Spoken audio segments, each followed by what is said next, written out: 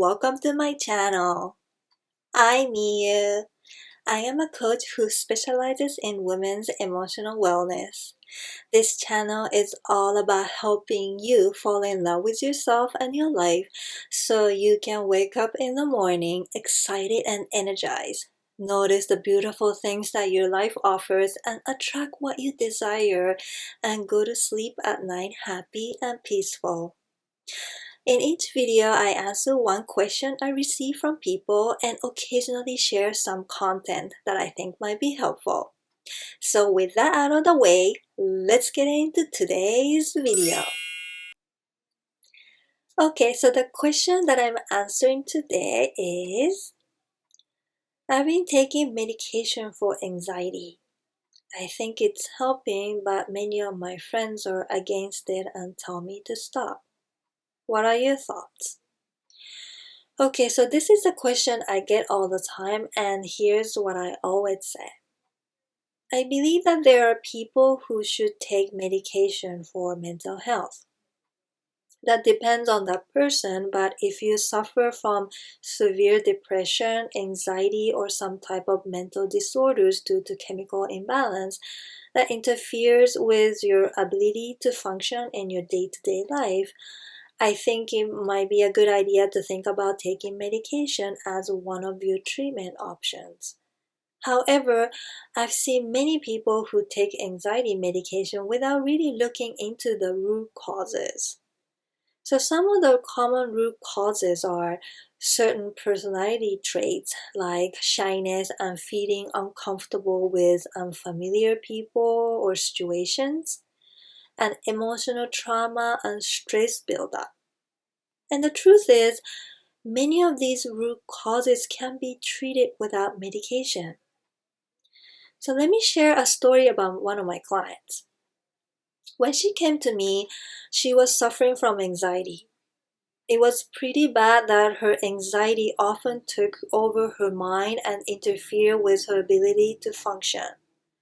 But she insisted that she didn't want to take medication. She had done it before because of one of her doctors recommended it, but she didn't feel good about it and she felt it was just masking the main problems. I at first told her to see a therapist because of her condition.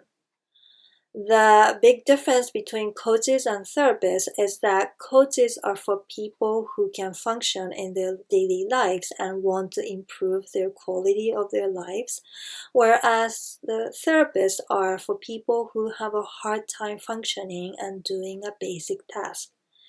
So she often struggled to function. I thought it would be better for her to see a therapist. But she didn't want to work with anyone else but me because of her past unpleasant experiences with some therapists she had worked with. So I decided to help her.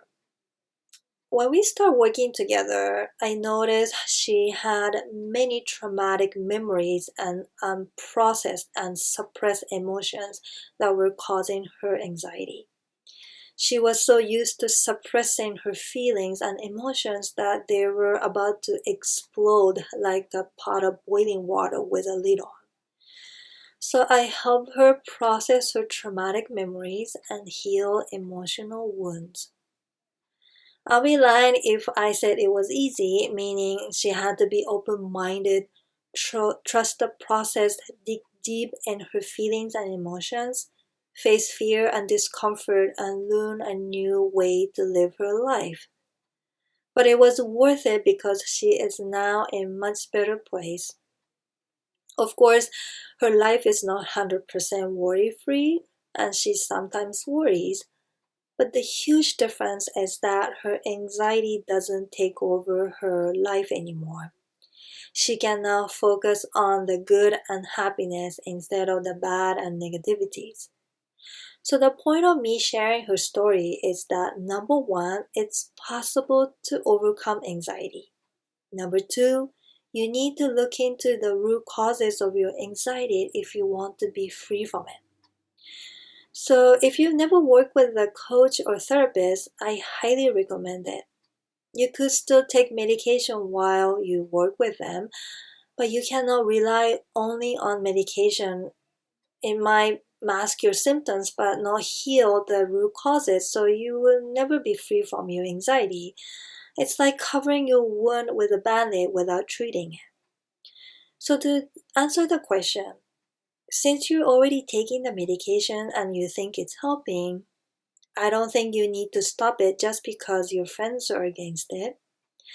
At the end of the day, what matters is how you feel. So if you get bothered by your friends' opinions, you can stop talking to them about it. They don't need to know. But if you yourself don't feel 100% about it and you feel like you need to ask someone for assurance, maybe you can ask yourself if you really need to take it. And as I mentioned earlier, if you've never worked with a coach or a therapist, it may be a good idea to consider having some sessions. I'm sure that even having a couple of sessions, it will help you get clear on what's causing your anxiety.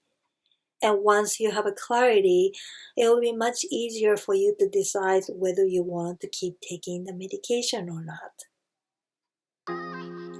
So that's it. I hope you find this video helpful. If you want to ask me any questions regarding emotional wellness, self-love, self-care, anything like that, you can find the form in the description below. And if you enjoyed this video, please hit the like button and subscribe to the channel. Thanks for watching. Bye.